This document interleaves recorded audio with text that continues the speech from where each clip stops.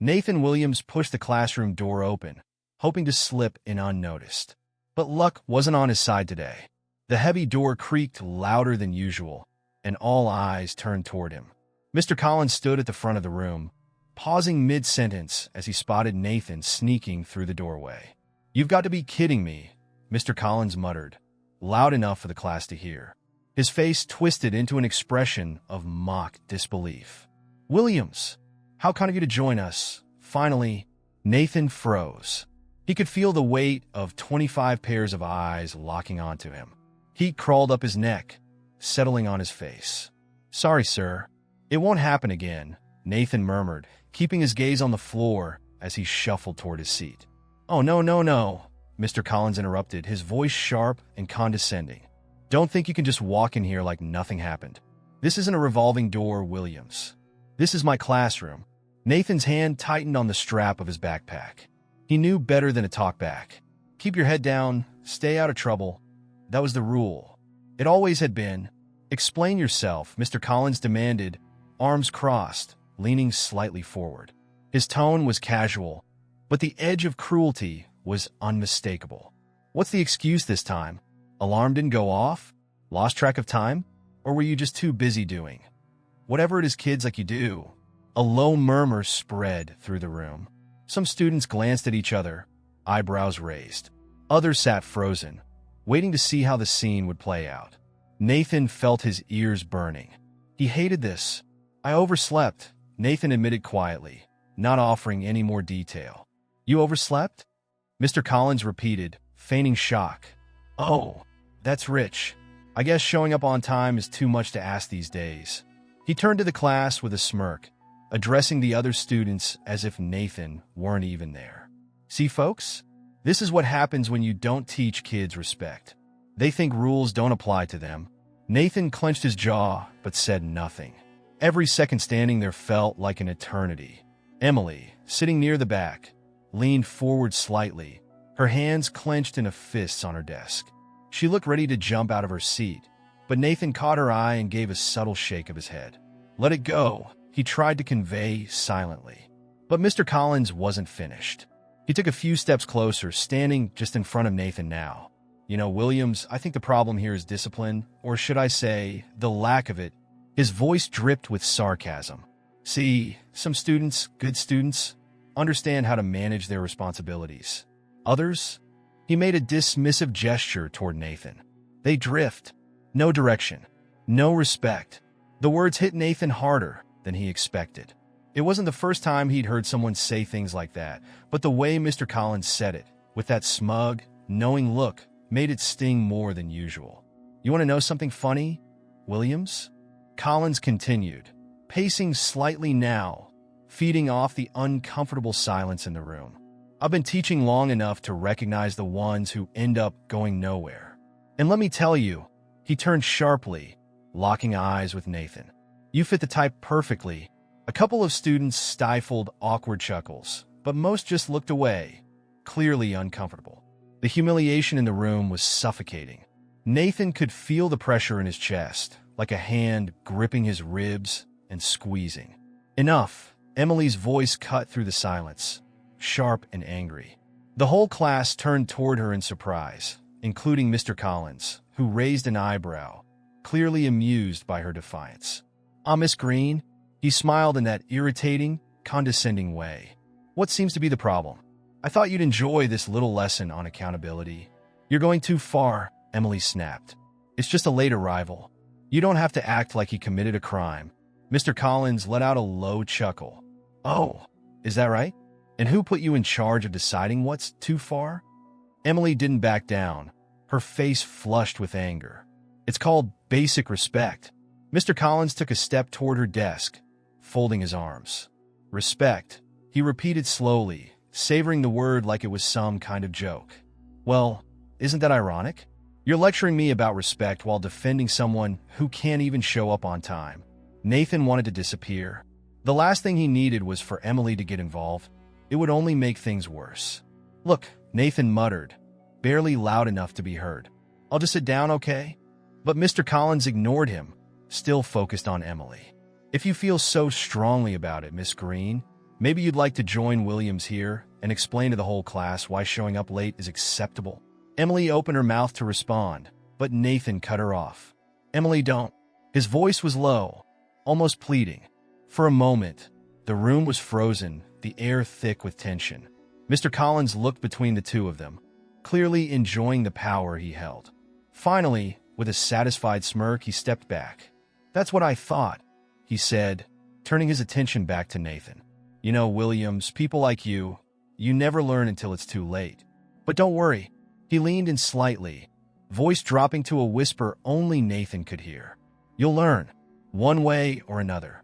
Nathan stood there, frozen, feeling like the walls were closing in on him. Finally, Mr. Collins gave a dismissive wave.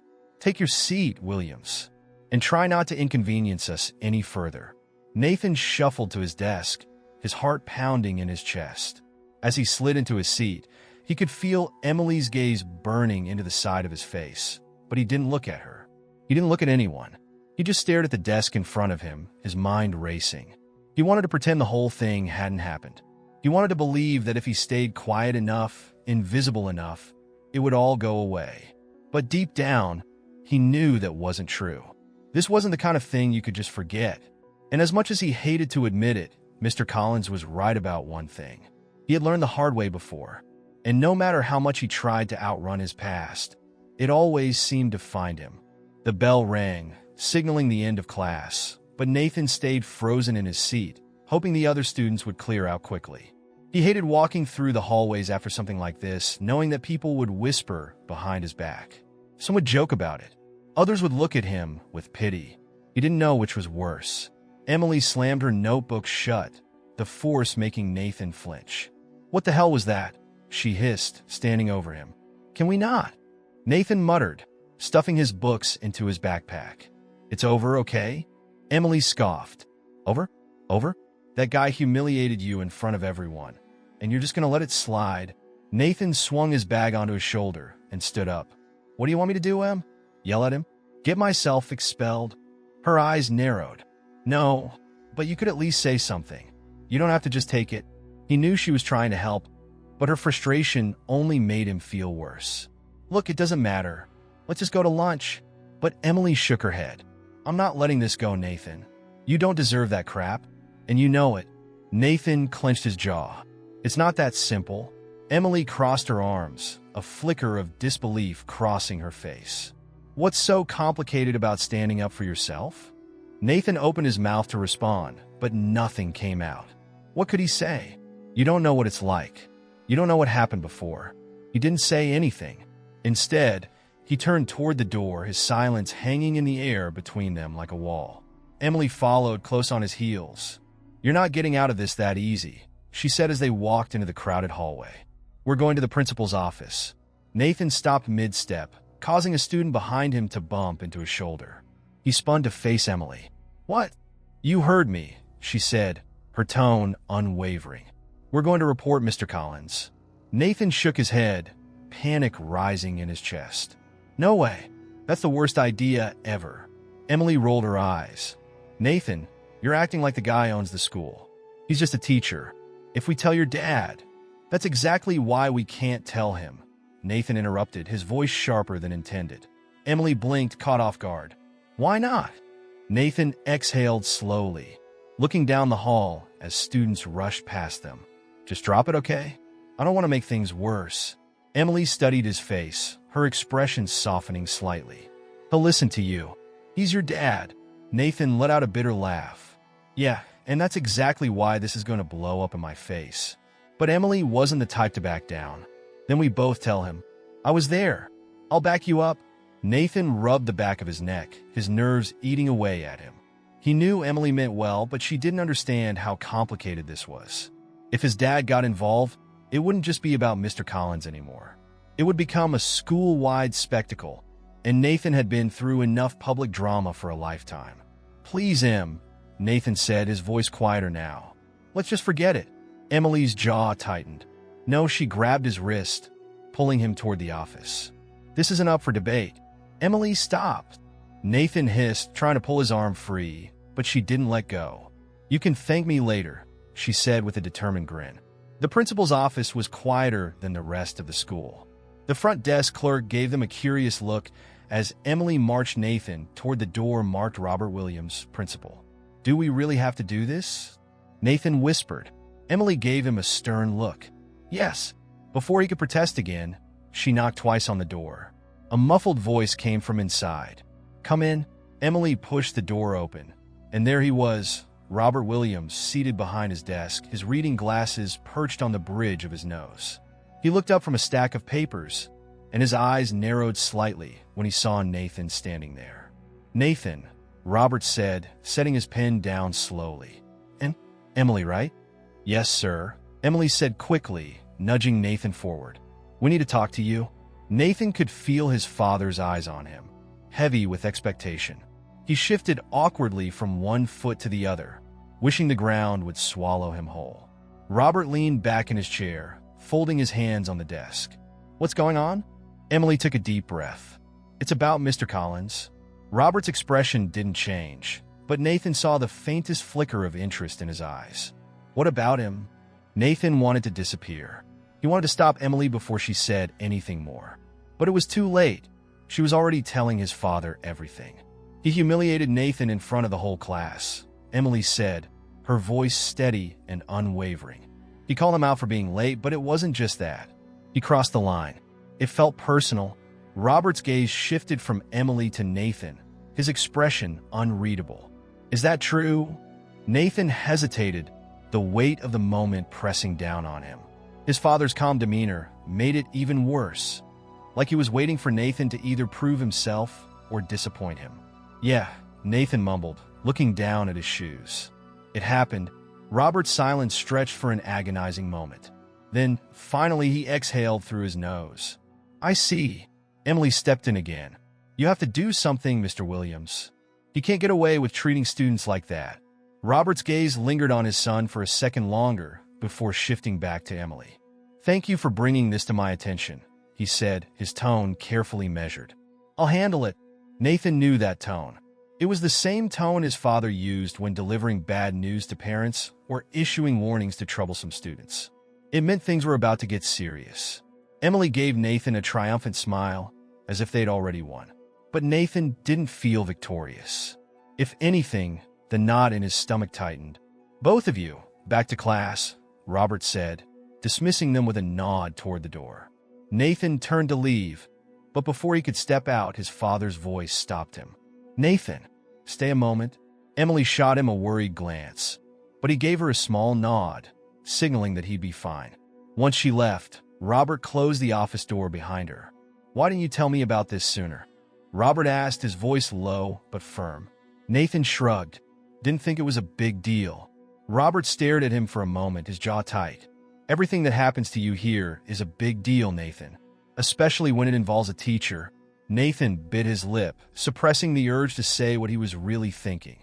"If you knew half the things that happened to me in my last school, this would seem like nothing." But he kept that thought to himself. He always did.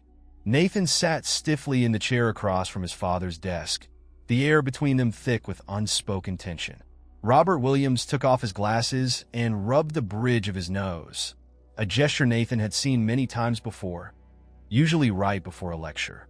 He braced himself. "You need to tell me if something like this happens again," Robert said calmly, though the undercurrent of disappointment was unmistakable. Nathan shifted in his seat, gripping the edge of the armrests. "I handled it," he muttered, eyes locked on the floor. Robert's voice hardened. "No, you didn't. If Emily hadn't dragged you in here, I wouldn't even know about it." "That's because it's not that big of a deal," Nathan shot back, his frustration bubbling to the surface. "He's just a teacher being a jerk. It's not like I haven't dealt with worse." Robert paused, his sharp gaze narrowing. "Worse?" Nathan's throat went dry. He let that slip out without meaning to. "Great, now you've done it. What do you mean worse?" Robert pressed, his voice low and serious. Nathan could feel the conversation veering toward dangerous territory. "Forget it," he muttered. "It's nothing." But Robert wasn't the type to let things go. "Nathan," he said, his tone leaving no room for argument. "What are you not telling me?" Nathan clenched his jaw. His father's steady gaze pinned him down, making it impossible to dodge the question. He could feel the weight of it sitting on his chest, pressing harder with each passing second. Finally, the dam inside him cracked. "I got expelled from my old school," Nathan said quietly, each word tasting like shame on his tongue. Robert leaned back, stunned into silence. "Expelled?" Nathan nodded, avoiding his father's gaze. "Yeah, for fighting." The room went deathly quiet. Robert's expression shifted from confusion to disbelief, and then to something heavier, disappointment. "Why didn't you tell me?" Robert asked, his voice tight with restrained emotion. Nathan gave a bitter laugh, though it was void of humor. Would it have changed anything? Robert's jaw clenched, but he didn't answer. Nathan pressed on, the words spilling out before he could stop himself. "I was new at that school too. Just like here. Some kid thought it'd be funny to call me things." Nathan paused, struggling to get the words out. "Things you probably know too well. And when I didn't walk away, when I fought back, I was the one who got blamed." Robert's face darkened, and for the first time, Nathan saw a flicker of something raw. Maybe anger, maybe regret. "So, they expelled you," Robert said slowly. Nathan nodded. "Yeah, they called it zero tolerance. Both of us got kicked out, but it didn't matter. His friends backed him up. I didn't stand a chance." The shame Nathan had carried for so long flooded back, making it hard to breathe. He'd tried to bury that part of himself, to pretend it didn't exist. But now it was out in the open, and there was no taking it back. "I thought," Nathan's voice cracked, "I thought maybe if I just kept my head down here, it'd be different." Robert sat in silence for a moment, as if trying to process the weight of what he'd just heard. Finally, he exhaled deeply, rubbing his hands over his face. "You should have told me, Nathan," Robert said quietly. "I could have helped." Nathan shook his head. "No, you couldn't. It doesn't matter what you say or do. People still see me the same way." "That's not true," Robert said firmly, but Nathan could hear the uncertainty creeping into his voice. Before either of them could say more, there was a sharp knock at the door, and it swung open. Mr. Collins stepped inside, wearing a smug grin that immediately set Nathan's nerves on edge. "Mr. Williams." Collins greeted Robert with an air of casual arrogance. "You wanted to see me?" Robert's demeanor shifted instantly, becoming cool and professional. "Yes. Take a seat, Mr. Collins." Collins cast a glance at Nathan and smirked. "Ah, Williams Jr. still here, I see." Nathan bit the inside of his cheek to keep himself from snapping back. The room felt too small, too suffocating, with the weight of Collins' presence pressing down on him. Robert gestured toward the chair. "Sit." Collins lowered himself into the chair, still wearing that irritating smirk. "What seems to be the problem?" Robert's voice was calm, but edged with steel. "I've received a report that you singled out a student in class today, publicly humiliated him in front of his peers."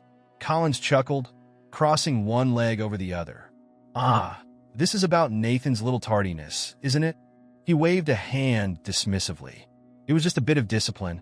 Kids today need a little tough love now, and then keeps them in line." Robert's expression didn't waver. "I don't consider public humiliation to be discipline, Mr. Collins." Collins leaned back in his chair, clearly unfazed. "With all due respect, Mr. Williams, maybe your son could use a bit of discipline. He seems to think he's above the rules." Nathan's fists clenched under the desk, but he stayed silent. "That's enough," Robert said, his voice cold. "This school has a zero-tolerance policy for behavior like yours, Mr. Collins. You're being placed on administrative leave while I conduct an investigation."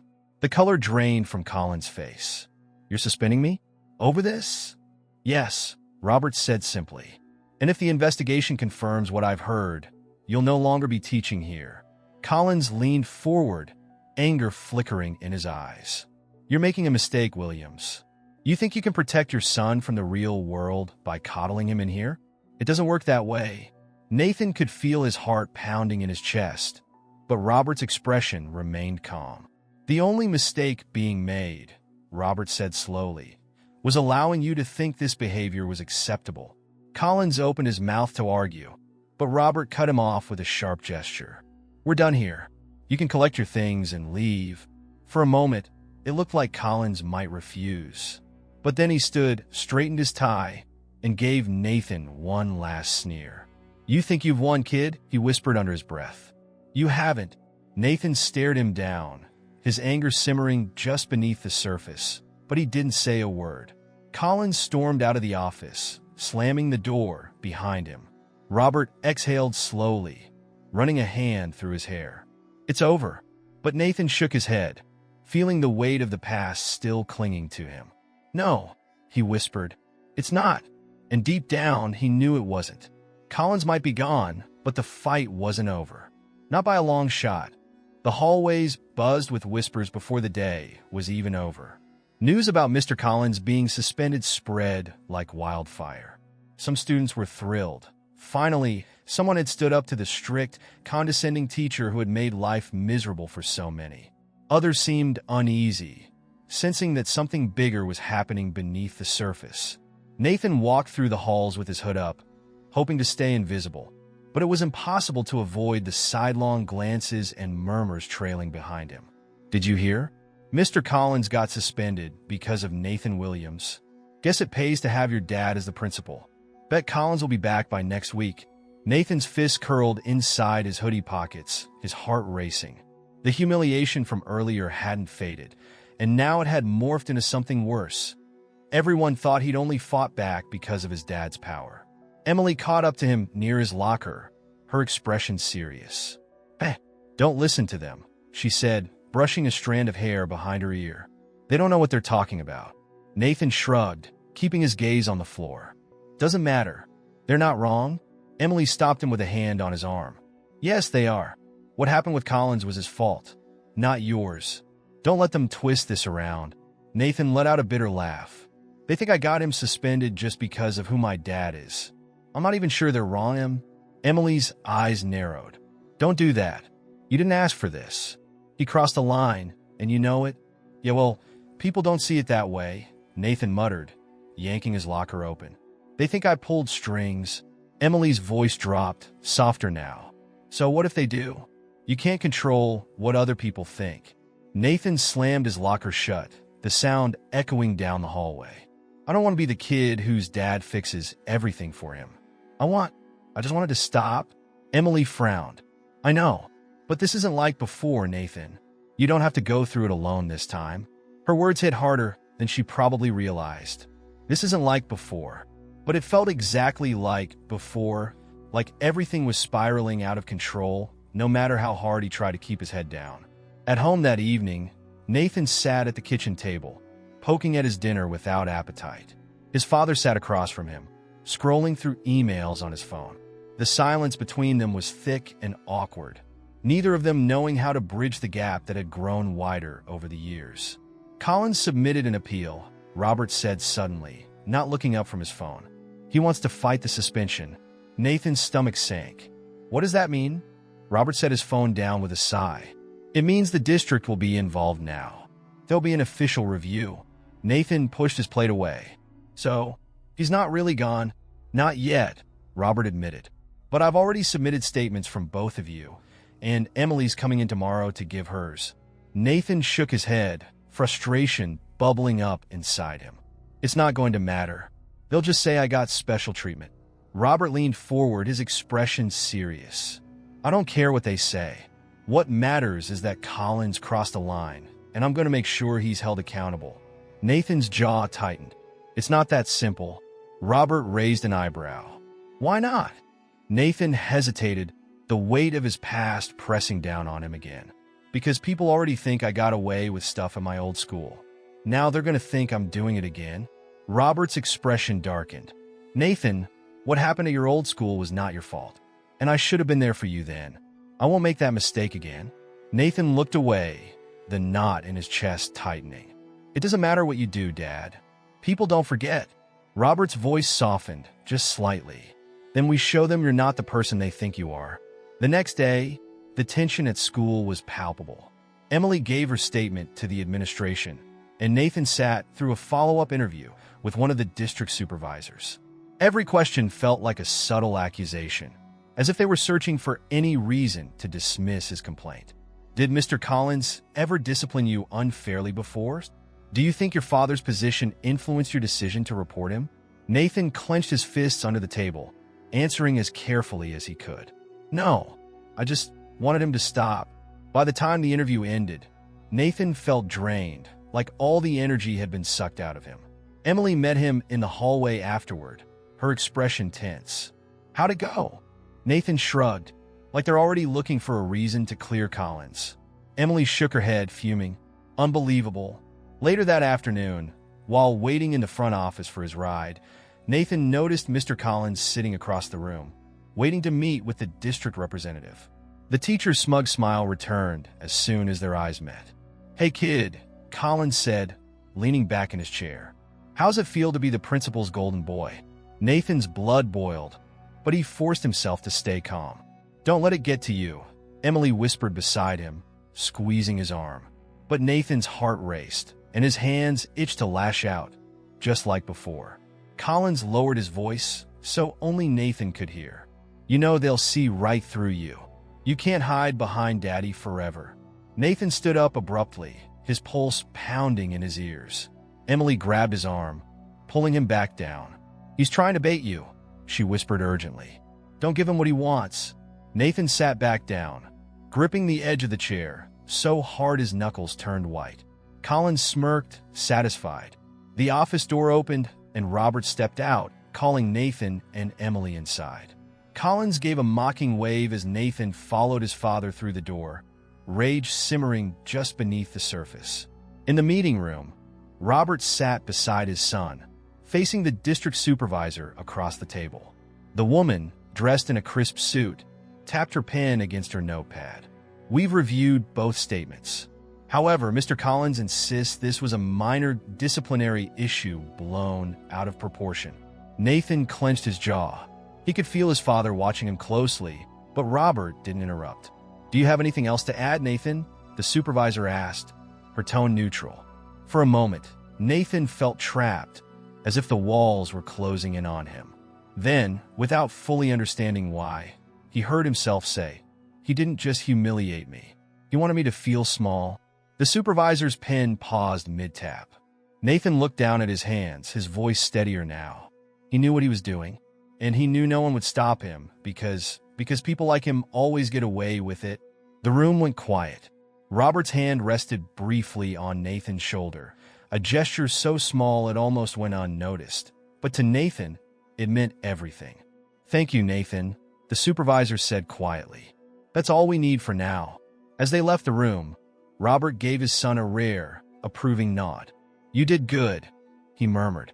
And for the first time in a long time, Nathan felt like maybe, just maybe, he wasn't alone in this fight. 2 weeks later, the investigation was officially over. The school sent an email to students and parents, announcing that Mr. Collins had been placed on indefinite leave and would not return. No details were shared publicly, but everyone knew what it meant. Mr. Collins was gone for good. Nathan sat at the breakfast table, scrolling through his phone, reading the reactions pouring in on social media. There were mixed opinions, as expected. Some students were relieved, celebrating the teacher's departure. Others were bitter, calling it an overreaction. Williams got him fired. Must be nice having a principal for a dad. Good riddance. Collins deserved it. Nathan exhaled, setting his phone down. The knot in his stomach that had been with him for weeks wasn't gone, but it felt lighter, like a weight slowly being lifted. His father entered the kitchen, coffee mug in hand. You saw the news? Nathan nodded. Yeah. Robert sat down across from him, studying him with an expression that Nathan couldn't quite read. How do you feel about it? Nathan thought for a moment. I don't know, he admitted. I guess. I'm glad it's over. Robert gave a small nod. It's not easy standing up for yourself, Nathan. But you did it. Nathan didn't respond right away. He wasn't sure if he felt like he'd won. Collins was gone, but the scars left behind were still fresh, and the voices in his head, whispers of doubt and shame, hadn't gone silent. At school, things were slowly changing. A new teacher took over Mr. Collins' class, and the administration began hosting workshops on bias, respect, and accountability. Nathan attended a few, reluctantly at first, but found that listening to other students talk about their experiences made him feel less alone. One afternoon, after a session on microaggressions, Emily caught up to him outside the auditorium. "Hey," she said, falling in a step beside him. "How are you holding up?" Nathan gave her a half-smile. "Surviving." Emily rolled her eyes, but she smiled back. "That's something." They walked in comfortable silence for a moment before Emily glanced over at him. "I've been thinking about what you said, about what happened at your old school." Nathan's step slowed, the weight of the past pressing down on him again. "I just wanted to say, I get it now," Emily continued softly. "Why you didn't tell me before?" Nathan's throat tightened, and he gave a small nod. "Thanks." Emily nudged him with her shoulder. "But you know you can't just bottle everything up forever, right?